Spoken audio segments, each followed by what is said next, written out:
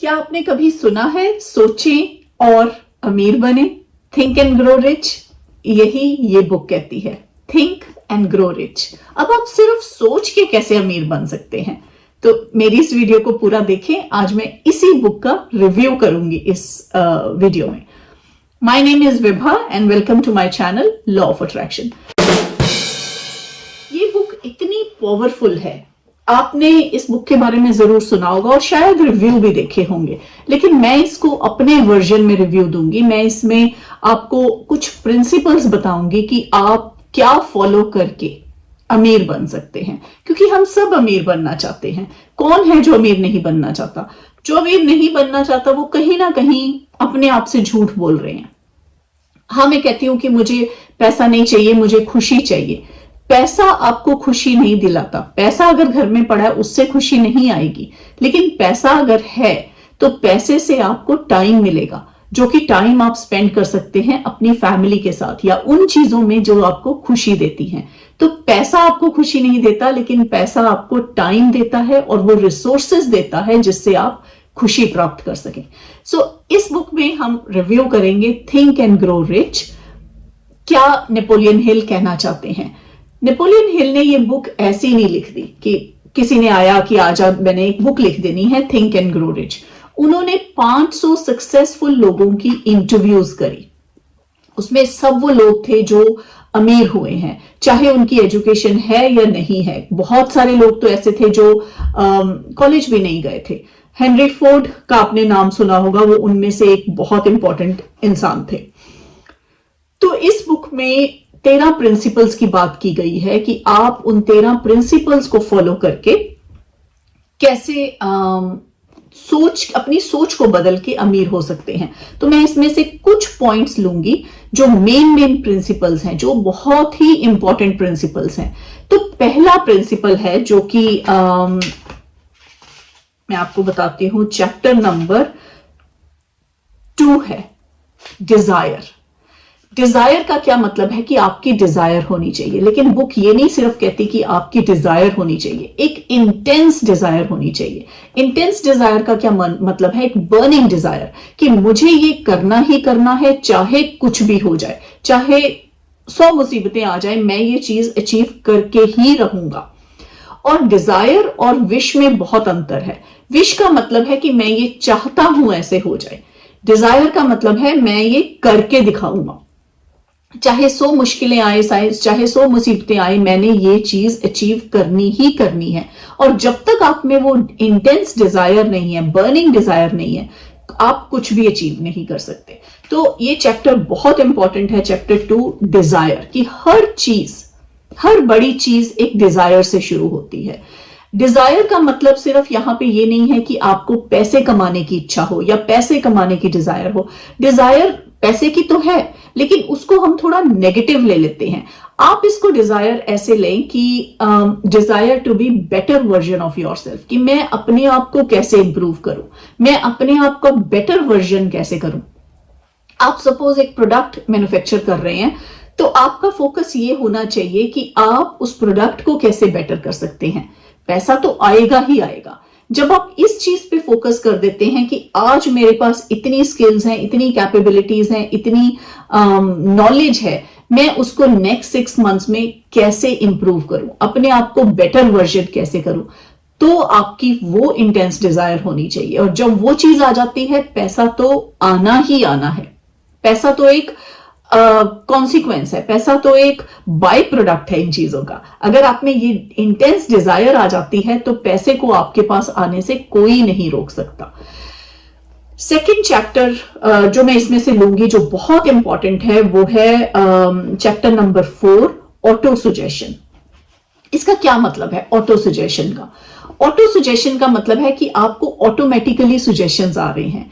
उससे क्या मतलब है कि आप का सबकॉन्शियस माइंड आपको चीजें वो बता रहा है। आप जानते ना जानते, चाहते ना चाहते वो चीजें कर रहे हैं, ऑटोमेटिकली वो चीजें कर रहे हैं। इसकी मैं एग्जांपल देती हूँ। सपोज आप कार सीखते हैं, तो जब आप कार शुरू में चलाते हैं, आप बहुत कॉन्शियस होकर चलाते हैं कि मुझे टर्न लेना है। आप वो सारी चीजें याद रखते हैं जो आपको कार के आपके ट्रेनर ने आपको एक्सप्लेन करी हैं। कि ऐसे सिग्नल देना है, ऐसे राइट टर्न लेना है, ऐसे लेफ्ट टर्न लेना है, ऐसे कार को स्टॉप करना है, ऐसे कार को स्टार्ट करना है, एवरीथिंग। लेकिन जब आपके वो सबकॉन्शियस माइंड में चीजें इतनी बैठ जाती हैं तो आप सोचते नहीं है, वो ऑटो सुजेशन आता है। वो कैसे होती हैं वो चीजें? रिपीट करने से। जब आपने वो कार को बार बार ड्राइव किया तो आपके माइंड में वो इतनी बैठ गई, सबकॉन्शियस माइंड में वो चीजें आती हैं रेपिटेशन से। सो पहला प्रिंसिपल बहुत इंपॉर्टेंट है डिजायर, इंटेंस डिजायर। थर्ड जो बहुत इंपॉर्टेंट है रेपिटेशन, कि आपको रिपीट करना बहुत जरूरी है। रेपिटेशन से आपकी हैबिट्स बनती हैं और जब आपकी हैबिट्स बन जाती हैं वो आपकी डेस्टिनी बन जाती है। सो जब आप रिपीट करते हैं तो वो आपकी हैबिट बनी और आपकी हैबिट्स आपकी डेस्टिनी बनी। नेक्स्ट चैप्टर जो कि मैं इसमें से लूंगी जो बहुत इंपॉर्टेंट है, chapter number 6, imagination. Imagination power. Imagination power क्यों इंपॉर्टेंट है? आपने इंटेंस डिजायर कर ली, आपने रिपीट वो कर रहे हैं, अब आपको अपने माइंड में अपना बेटर वर्जन इमेजिन करना है। वो कैसे आप इमेजिन करेंगे? से फॉर एग्जाम्पल जब सचिन तेंदुलकर खेलते थे या जब विराट कोहली खेलते हैं या कोई भी एक्टर, दीपिका पादुकोण या आलिया भट्ट, वो अपने आप को इमेजिन करते हैं उस रोल में।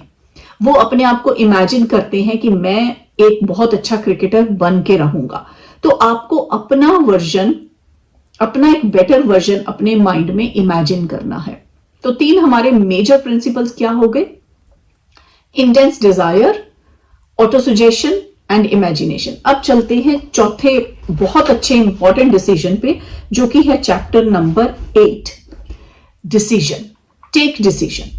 अब जब तक आप डिसीजन नहीं लेंगे कोई काम नहीं होगा। आपके माइंड में आप इंटेंस डिजायर भी है, आप रिपीट भी कर रहे हैं, आप इमेजिन भी कर रहे हैं, लेकिन आप कुछ डिसीजन नहीं ले रहे कोई काम करने का। तो डिसीजन लेना बहुत इंपॉर्टेंट है।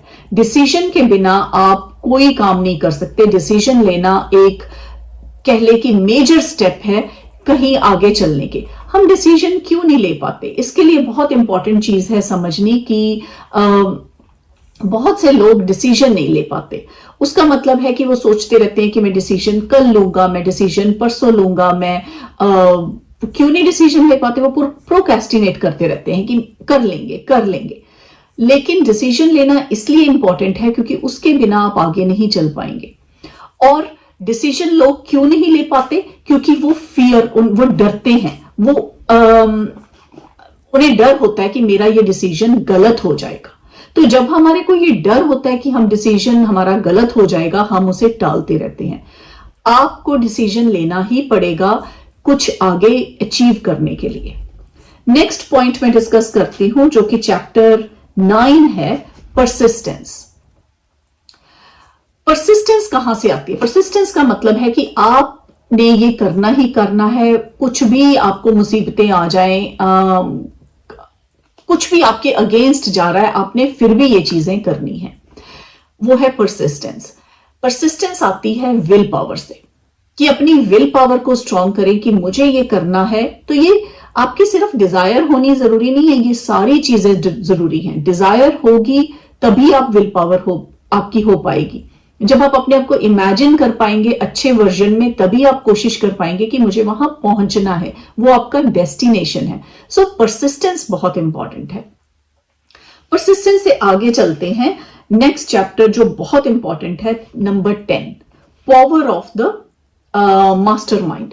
मास्टरमाइंड का यहां क्या मतलब है कि आपका अपना माइंड तो इंटेलिजेंट है, लेकिन अगर आप उन लोगों के आसपास रहते हैं जो आपकी डिसीजन को और पावरफुल कर देंगे, वो है मास्टरमाइंड। आपका माइंड एक मास्टरमाइंड बन जाता है।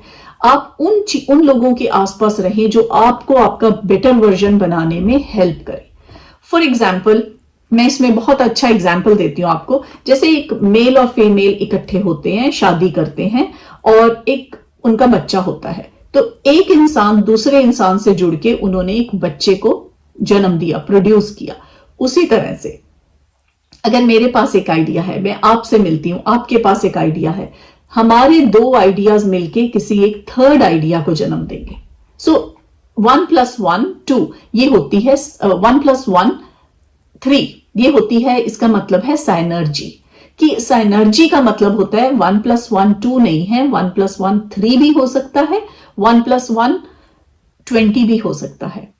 और एक एग्जांपल लेते हैं, अगर आप 3 लोग हैं, एक के पास एक आइडिया, दूसरे के पास एक आइडिया, तीसरे के पास एक आइडिया, तो जब आप तीनों इकट्ठे ब्रेनस्टॉर्मिंग करेंगे तो आपके 3 आइडियाज नहीं होंगे, आपके हो सकता है आपके पास 10 आइडिया आ जाए, 20 आइडिया आ जाए। इसका मतलब होता है आपका माइंड एक मास्टर माइंड बन गया है। ये एक बहुत इंपॉर्टेंट पॉइंट है इसमें, नंबर 10 चैप्टर में, जो कि फॉलो करना बहुत जरूरी है। तो मेरा टेक इस बुक में से ये है कि ये आपको फॉलो करने चाहिए, प्रिंसिपल्स आप इसमें से लें, और वो प्रिंसिपल्स हमारे क्या हैं? हमारा डिजायर, हम उसको रिपीट करें, ऑटो सजेशन, देन हम उसको इमेजिन करें, देन उसके बाद हम क्या करें? इमेजिनेशन के बाद हम डिसीजन लें। जब हमने डिसीजन ले लिया तो परसिस्टेंस बहुत जरूरी है। And last but not the least, अपने आसपास ऐसे लोगों को रखें जो आपके छोटे से माइंड को, छोटे से ब्रेन को एक मास्टर माइंड बना दें। तो आज की वीडियो में इतना ही। अगर आपको मेरी वीडियो अच्छी लगी तो प्लीज लाइक एंड शेयर करें, और मैं मिलूंगी आपको नेक्स्ट वीडियो में। Thank you so much.